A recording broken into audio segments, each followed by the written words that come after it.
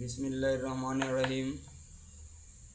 গফরগাঁও উপজেলা পৌর পাগলা থানা সকল আইনশৃঙ্খলা বাহিনী এবং কর্মকর্তা কর্মচারীর দৃষ্টি আকর্ষণ করছি।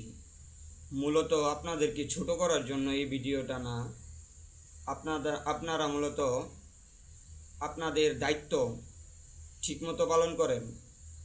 এই দেশ ছাত্ররা স্বাধীন করছে কিসের জন্য? দেশের মানুষ, দেশের সাধারণ জনগণ যারা তারা স্বস্তির জন্য। আজ 14 নং নিগোয়ার ইউনিয়ন পরিষদ খোলা হয়েছে 11টা 45-এ। তো 11টা 45-এ যদি ইউনিয়ন পরিষদ খোলা হয় তাহলে সাধারণ মানুষ অবশ্যই ভোগান্তিতে। আওয়ামী লীগ, স্বৈরাচার আওয়ামী লীগ এর আমলে মূলত একটা জন্ম নিবন্ধন বা একটা এনআইডি কার্ডের একটা অক্ষর চেঞ্জ করার জন্য যখন একটা মানুষ যাইতো ইউনিয়ন পরিষদে, তখনকার অর্থ দাবি করত, বেশ কিছু অর্থ দাবি করত, এবং কি 10 থেকে 12 দিন পিছন ঘুরে তখনকার মূলত এটা মূল সমস্যাটা সলভ করত। তো এইরকম হইতো যে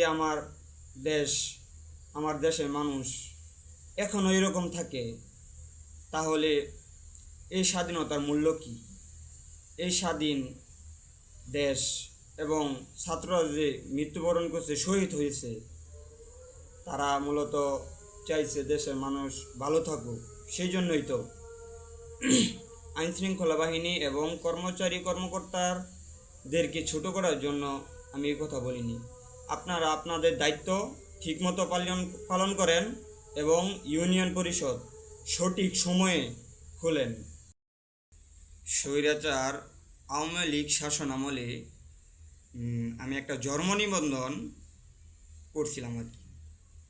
তো ওই জন্ম নিবন্ধনে একটা অক্ষর ভুল হয়েছিল, যেটার জন্য আমার সার্টিফিকেটের সাথে আমার এনআইডি কার্ডের মিল থাকবে না। তো আমি ইউনিয়ন পরিষদে যাই, এবং কি ইউনিয়ন পরিষদে যাবার পর আমাকে বলা হয় 5 দিন সময় লাগবে এবং 5,000 টাকা লাগবে। তো আমি বলছি এত টাকা কেন? তো বলতেছে কি যে যদি আপনি 1 দিন বা 2 দিনের ভিতরে চান তাহলে আপনি 5,000 টাকা লাগবে, আর যদি আপনি একটু সময় লাগে বেশি তাহলে একটু কম দিলেও হবে। তো এরকম অত্যাচারের শিকার প্রায় দেশের অধিকাংশ জনগণই ছিল। তো এখন বৈষম্য বিরোধী আন্দোলনে দেশ স্বাধীন করা হয়েছে। এখনও যদি আমাদের ইউনিয়ন পরিষদ, আইনশৃঙ্খলা বাহিনী, আপনারা যদি এখনও এই লাইনেই চলে যান তাহলে স্বাধীনতার মূল্য কি? স্বাধীনতার মূল্য কিছুই রইল না। আমরা রাজনীতি করি, আমরা যাই করি সাধারণ মানুষের জন্য। সাধারণ মানুষ স্বস্তিতে থাকবে, সাধারণ মানুষের উপকারে হাত বাড়িয়ে দিমু এবং বিভিন্নভাবে তাদেরকে যেভাবে পারি সহযোগিতার হাত বাড়িয়ে দেব। এই জন্যই তো মূলত দেশ স্বাধীন করা। প্লিজ আপনারা দেশের মানুষের স্বস্তি ফিরিয়ে আনেন, দেশ ভালোভাবে পরিচালনা করেন।